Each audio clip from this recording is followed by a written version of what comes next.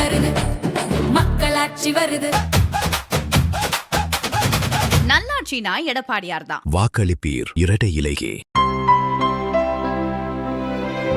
இனிமே கண்ணை மூடிட்டு கடலை எண்ணெய் வாங்கலாம். ஏன்னா மந்த்ரா கடலை எண்ணெய் இதயத்தின் தயாரிப்பு. வறுக்க பொரிக்க ஏன் எல்லா சமையலுக்கும் மந்த்ரா தான். மந்த்ரா கடலை எண்ணெய், அபார ருசி, ஆரோக்கியமான உடல் நலம். திமுக தேர்தல் அறிக்கையில் இல்லத்தரசி திட்டம் என்ற பெயரில் குடும்ப தலைவிகளுக்கு 8000 ரூபாய் மதிப்புள்ள கூப்பன் வழங்கப்படும் என அறிவிக்கப்பட்டது. அதை பயன்படுத்தி washing machine, fridge, mixie, grinder போன்ற வீட்டு உபயோகப் பொருட்களை வாங்கிக் கொள்ளலாம் என கூறப்பட்டுள்ளது. இந்த நிலையில் திருச்சி மாவட்டம் ஸ்ரீரங்கம் தொகுதிக்கு உட்பட்ட திருமலை சமுத்திரம் ஊராட்சியில் திமுகவினர் 8000 ரூபாய்க்கான கூப்பனை பெண்களிடம் கொடுத்துள்ளனர். இந்த படங்கள் வெளியானதை தொடர்ந்து நடவடிக்கை எடுக்க கோரி தாவேக சார்பில் தேர்தல் கமிஷனில் புகார் அளிக்கப்பட்டுள்ளது. இதேபோல் தருமபுரி மாவட்டத்தில் பாலக்கோடை அடுத்த மரண்டஹள்ளி கிராமத்தில் 8000 ரூபாய் கூப்பன்கள் கொடுக்கப்பட்டன. அதில் ரேஷன் அட்டை எண், குடும்ப தலைவி பெயர் உள்ளிட்ட தகவல்கள் இடம்பெற்றிருந்தன.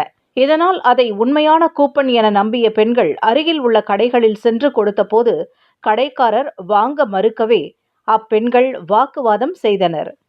தேர்தல் முடிந்து திமுக மீண்டும் ஆட்சிக்கு வந்து அரசாணை வெளியிட்டால்தான் பொருட்கள் கிடைக்கும் என கூறப்பட்டது. இதனால் 8000 ரூபாய் கூப்பன் கொடுத்து தங்களை ஏமாற்றியதை உணர்ந்த பெண்கள் அதிர்ச்சி அடைந்தனர். இதேபோல வடசென்னையின் பல பகுதிகளில் கூப்பன்கள் வழங்கப்பட்டன. இதையடுத்து அங்கு சென்ற அதிமுகவினர் கூப்பன் வழங்கிய திமுகவினரிடம் வாக்குவாதத்தில் ஈடுபட்டனர். தற்போது திமுகவினர் 8000 ரூபாய் கூப்பன் வழங்குவது தொடர்பாக அதிமுக வழக்கறிஞர் பிரிவு சார்பில் தமிழக தலைமை தேர்தல் அதிகாரி அலுவலகத்தில் புகார் அளிக்கப்பட்டுள்ளது. அதில் கோவை தெற்கு, பர்கூர், பாலக்கோடு உள்ளிட்ட பகுதிகளில் பெண் வாக்காளர்களை குறிவைத்து 8000 ரூபாய் கூப்பன்கள் வழங்கப்படுகின்றன. பாலக்கோடு தொகுதி திமுக வேட்பாளர் செந்தில்குமார் நேரடியாகவே கூப்பன்களை விநியோகித்த படங்கள் வெளியாகி உள்ளன. எனவே தேர்தல் கமிஷன் உரிய நடவடிக்கை எடுக்க வேண்டும் என கூறப்பட்டுள்ளது. இதற்கிடையே கூப்பன் குறித்து திமுகவினர் கேட்டால் மாதிரி கூப்பன் அச்சிட தேர்தல் ஆணையத்திடம் அனுமதி வாங்கிவிட்டோம் என்கின்றனர். அதற்கு ஆதாரமாக தேர்தல் ஆணையம் தரப்பில் வெளியான கடிதத்தை காட்டுகின்றனர்.